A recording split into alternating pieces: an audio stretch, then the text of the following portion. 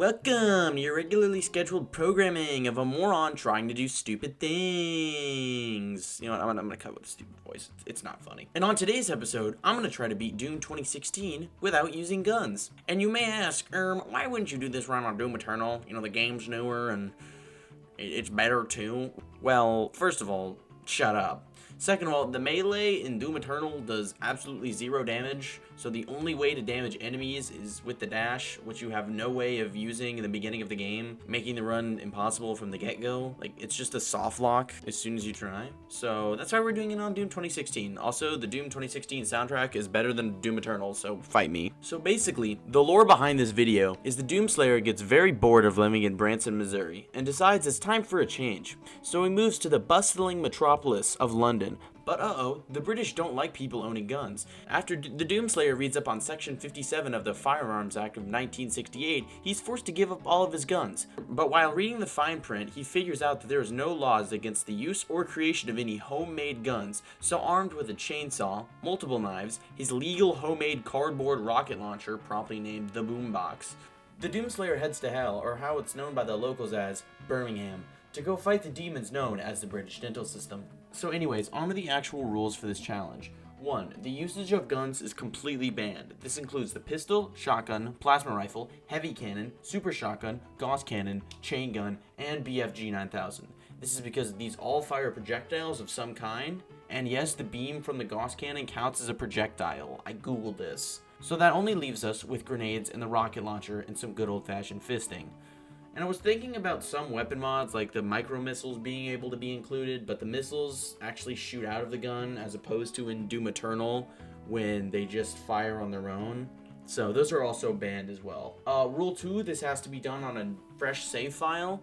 And third, this run is done on ultra-violence difficulty, because that's the level of difficulty it is to not get stabbed in Birmingham. Now we get started with the run, and we wake up in our spacious $2,500 a month, one-bedroom apartment. But we're getting robbed. So after we wake up and deal with the intruders, we grab our pistol and proceed to pistol whip the other intruders, and make it all the way to get my baseball bat, which is not a shotgun and is a baseball bat. And we move on to the first gore nest. And these things are kind of like middle children, because they're just in the most random places and don't really add much to the game. And now that I think about it, they don't really bring these back into Eternal, do they? Wait, hold on, doesn't Doom Eternal take place on Earth? But wait a second, isn't the first mission on Earth? But wait a minute, there's also that other mission where you go to Earth, and there's a gore nest. So, are these things real? Is cereal a soup? Do I have autism? We will find out all the answers to these questions. Anyways, after bitch slapping all the demons, we make our way outside and get burned by the sun. Because League of Legends devs didn't put the sun into the game, so my Minecraft skeleton build is not adapted to the sun. So after experiencing hell for the first time, get it? Get it? Because this game's set in hell. Anyways, now time to get ball blasted. And I mean that literally. Because in the second combat encounter, you fight possessed soldiers who have attacks that can deal half your health. And I haven't really talked about how bad the melee attack is in this game. For example, the weakest enemy in the entire game is the possessed scientist, which takes 1 melee hit to stagger. The imps take 3 hits. The possessed soldiers take 5 hits. Whatever these fucks are called, take 7 hits. And the Hell Knights take 12 hits. God damn, those fat asses are hard to kill. But anyways, in the second encounter of the game, I get to fight some possessed soldiers and imps, but the only thing I have to fight them with is my bare hands. And I'm not kidding you, this is probably the hardest part of the entire game, because I have nothing but my fisters. You know, I should probably come up with a better name of saying fists. Anyways, this section takes me approximately 30 minutes and about 15 deaths to get through, because for some stupid fucking reason, the enemies only drop 5 health. Wow, that's incredibly inconvenient. I hope I don't get more inconvenienced later.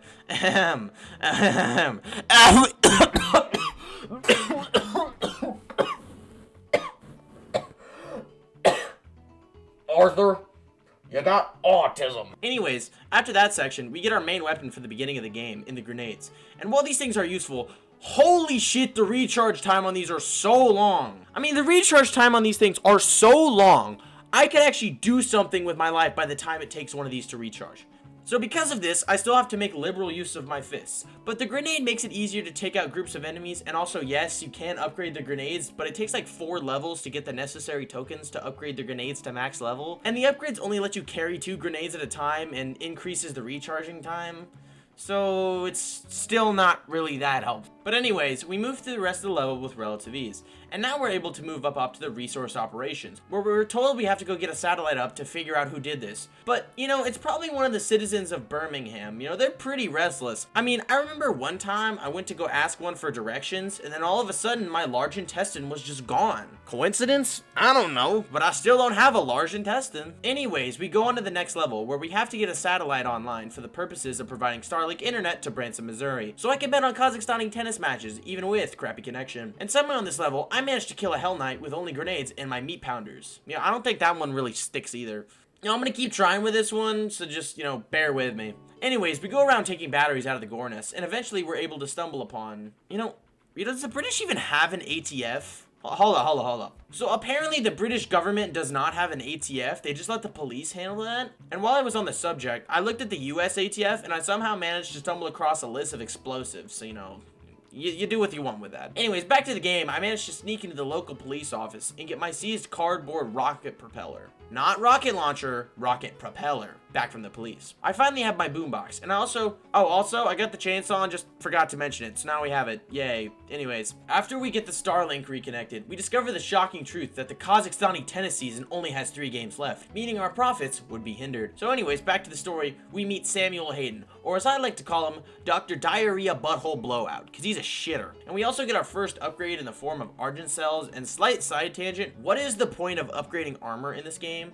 I mean, the only way to get armor is from armor pickups, which usually only give 20 to 40 armor per pickup.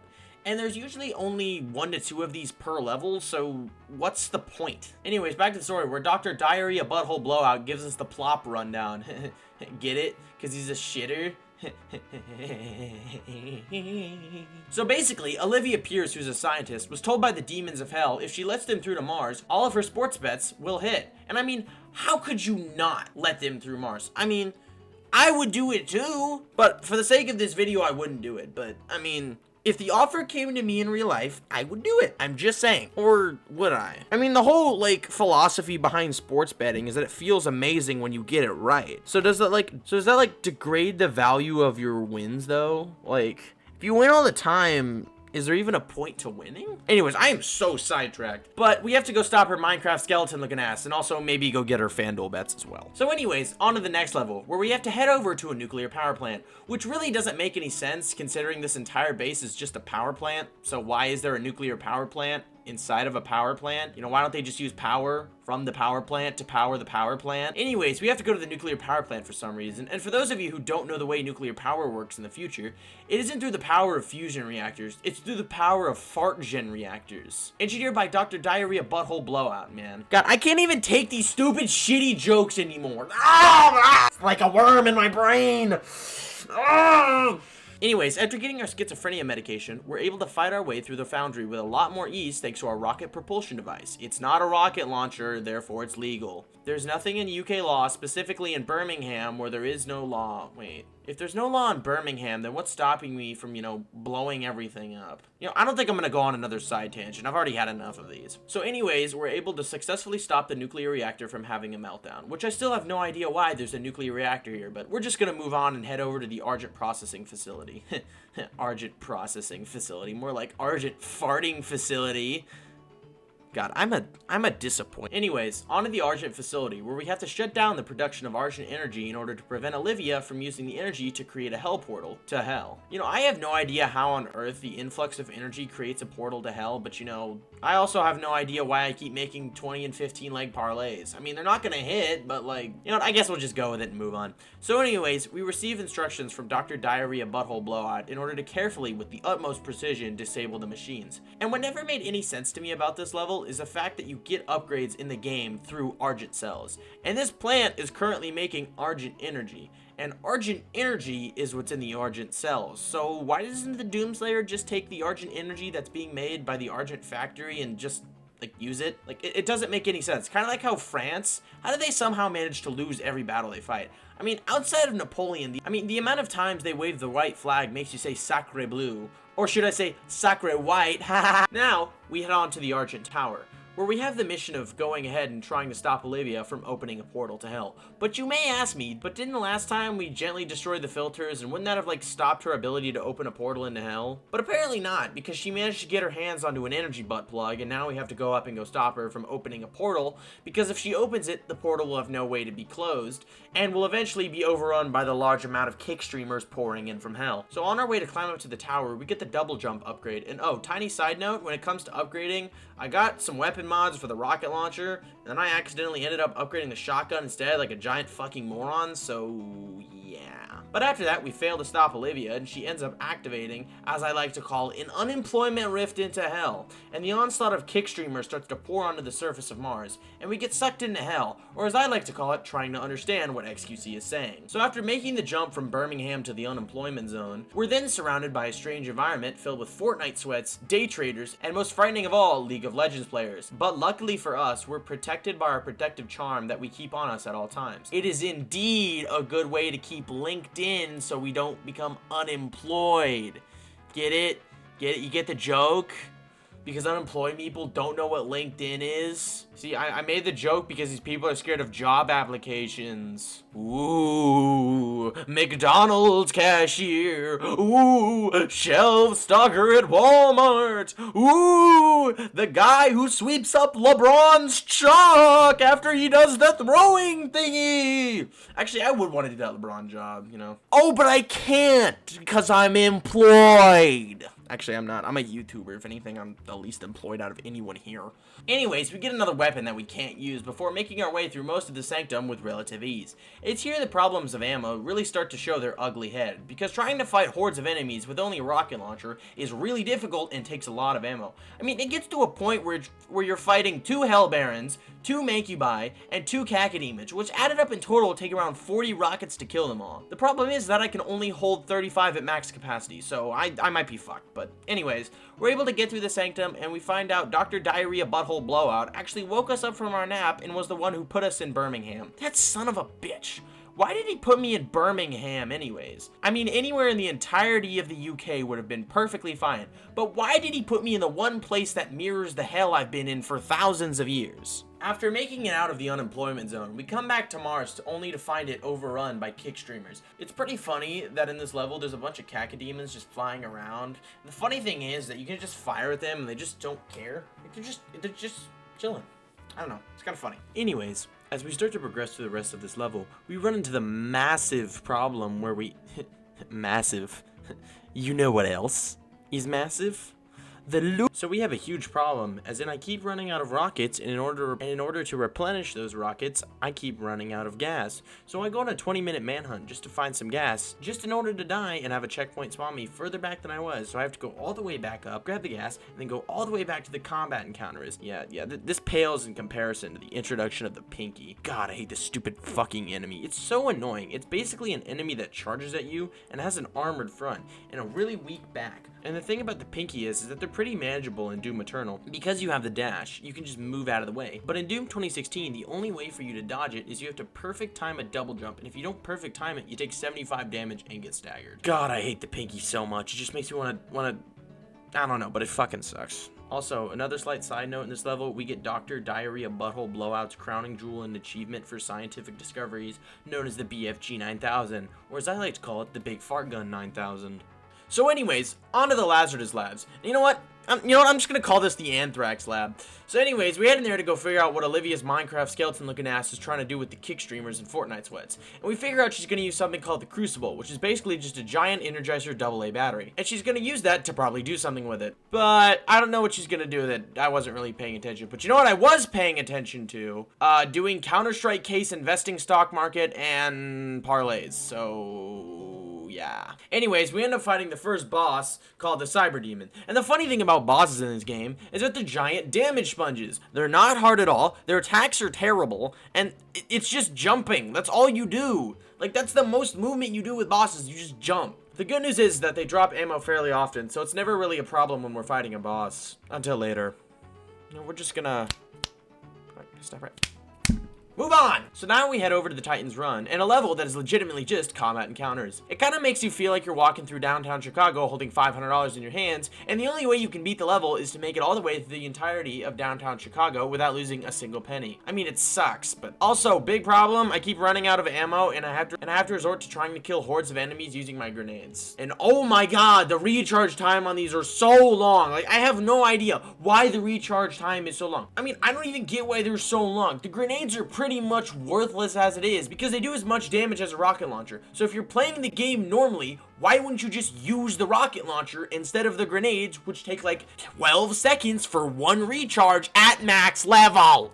You know what? I'm just gonna go on and I'm gonna stop myself from going on another self-righteous autism rant. So let's just move on. The only words I have to say for the Necropolis is fuck this stupid fucking level. I swear to God, you have to optimize where and when you use gas. You have to optimize how many rockets you use per combat section. I'm not kidding. I'm not kidding. You have to get through the first section with enough gas in order to do the second combat encounter and have 3 leftover gas. So that way, once you kill the enemies in the first section, you have exactly 5 leftover gas and enough rockets to kill 2 Hell Barons. And then you have to kill 4 translucent pinkies. And then and then you have to kill 2 mancubuses. And then after that, they give you 10 more rockets and you're tasked with killing 2 more Hell Barons, 2 Cacodemons, and 2 more Mancubi. I hate this level so much. It literally got to a point where I was chucking grenades on the other side of the chasm to avoid taking damage. I had to reset 3 times in order to get my optimization correct so I wouldn't just immediately die once I entered the second combat encounter. Why is there so little ammo in that combat encounter? I mean, anyways, I hate this fucking shit. Please let me go. Please, please, please, please, please, please. You know, I wonder if this is what it's like to feel trapped in Paris. Like, you're trying to get out, and you're clawing your way out, and the French government's like, no, you have to stay here and surrender forever. And you're just like, no. Alright, so we kill the Hellguards with relative ease, and then we're able to get our Energizer AA super awesome bunker bust and Halo 3 promo batteries. You know, I wonder if Abraham Lincoln was alive today, if he would prefer Halo 3 or Halo CE. I mean, I prefer Halo 3, and Halo 3 is better than Halo CE, but Halo CE is also good. Halo 3 is better than Halo CE. Fight me about it. Abraham Lincoln would take the side of me because Halo 3 is better. It shouldn't even be a debate. It's over. I solved it. It's Halo 3. And all of you blinded by nostalgia, get blinded by this. Now we get pulled back to Vegas Central Processing because for some stupid reason, we get pulled out of Hell just to get told that we have to go back there. Now, I don't know how much distance we have to cover, but I feel like it would have been a lot easier and a lot simpler just to have, like, the Doomslayer traverse all the way through Hell. I mean, it's not like he's been wandering Hell for millions of years killing demons, right? So anyways, we go to Vegas Central Processing, and this level as a whole is not bad, except for this one stupid fucking section, where I swear to God, it's like a clown car filled with Hell Barons. I mean, dude, there's 8 in this one section. It gets so bad. It gets so bad to the point where I have to try to kill multiple Mancubuses, tons of imps, and a Hell Baron using only grenades. And it's so stupidly annoying. But the funny thing about this level is now I get the privilege of starting the final level of the game with absolutely 0 gas and 0 rocket ammo, so yay! Anyways, on to the final level of the game, where we somehow managed to make it through a couple of sections and managed to get our ammo back before coming up on some very hard sections. But don't worry, I handle it with the most composure and grace you've ever seen. What the fuck was that? Oh, I didn't kill the invisible fuck.